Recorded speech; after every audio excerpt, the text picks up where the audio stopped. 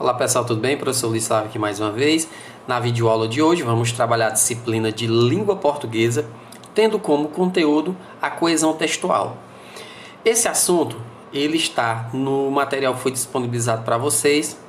Vocês podem acompanhar as explicações através do livro ou, se preferir, utilizar esse pequeno resumo que eu preparei aqui para vocês, que também será disponibilizado para vocês através dos professores de sala de aula. Coesão textual. A coesão textual é a conexão linguística que permite a amarração das ideias dentro de um texto. Como a própria palavra diz, coesão, conexão, ela faz com que as ideias sejam agrupadas para que o texto ele se torne um texto fluente e de fácil compreensão. Bem utilizada, a coesão permite a eficiência na transmissão da mensagem ao interlocutor e, por consequência, o entendimento. Dentro do texto, a coesão pode ser compreendida pelas relações linguísticas, como os advérbios, os pronomes, o emprego de conectivos, sinônimos, dentre outros. Para ser melhor empregada, a coesão necessita de recursos, como palavras e expressões que têm como objetivo estabelecer a interligação entre os segmentos do texto. Esses recursos são chamados de elementos de coesão. Quando o texto ele é incoerente, ele prejudica o processo de comunicação. E quais são os tipos de coesão textual? Vamos falar então da coesão referencial. É o vínculo que existe entre palavras, orações e as diferentes particularidades do texto por meio de um referente. Nesse tipo de coesão, os termos conectivos ou coesivos anunciam ou retornam as frases, sequências e palavras que iniciam conceitos e fatos. Isso pode ocorrer através da anáfora ou através da catáfora. A anáfora faz referência a uma informação que já fora mencionada no texto, ou seja, ela retorna um componente textual e também pode ser chamada de elemento anafórico. A catáfora, por sua vez, antecipa um componente textual, sendo chamada de elemento catafórico.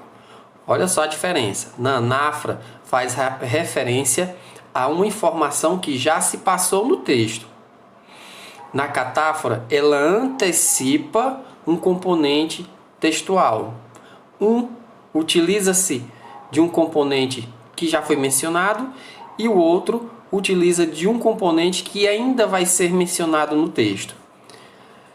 A catáfora também pode ser chamada de elemento catafórico.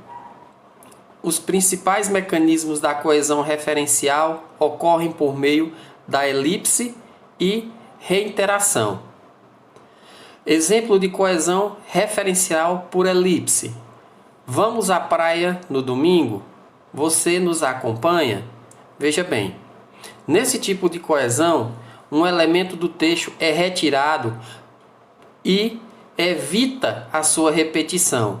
Vamos à praia no domingo? Você nos acompanha à praia? Foi retirado então o componente, ele não foi repetido. Mesmo assim, houve a coesão da frase, houve o bom entendimento. Exemplo de coesão por reiteração. Aprendizado é dedicação. Aprendizado é plantar o conhecimento todos os dias. Vamos lá. Nesse tipo de coesão é possível repetir o elemento lexical ou mesmo usar sinônimo. Aprendizado é dedicação. Aprendizado é plantar o conhecimento todos os dias. Houve uma repetição, certo? Existe também a coesão sequencial. É a maneira como os fatos se organizam no tempo do texto. Para isso, são utilizadas relações semânticas que ligam as orações e os parágrafos à medida em que o texto é descrito. É a maneira como os fatos se organizam no texto. Para isso são utilizadas relações semânticas em que ligam as orações e os parágrafos à medida em que o texto é descrito. A coesão sequencial pode ocorrer por justaposição ou por conexão. Bem, pessoal, esse assunto é um assunto bem amplo e complexo. Por enquanto a gente fica por aqui, mas vocês podem procurar os professores de sala de aula, tirar toda e qualquer dúvida que vier a aparecer, que os professores estão aptos e vão prontamente atender vocês.